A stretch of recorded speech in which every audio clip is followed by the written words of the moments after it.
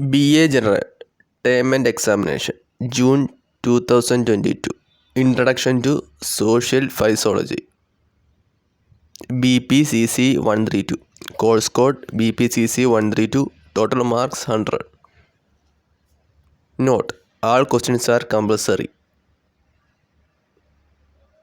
Part 1. Answer the following descriptive category questions in about 50 words each. Each questions carry 20 marks. Discuss the various features related to conformity, compliance and obedience. Explain the concept, type and components of a group. Discuss the various group procedures. Answer the following short category questions in about 100 words each. Each question carries 5 marks. Discuss the relationship of social psychology to other disciplines of social sciences. Describe the sources of errors in social cognition. Discuss the concept of stereotypes, prejudice, discrimination.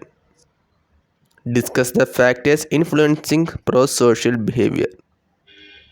Explain the meaning and the agents of the explanation. Describe the internal factors. Part 2. Prepare an interview schedule to examine the role of the digital media towards the change in attitude and behavior of school students.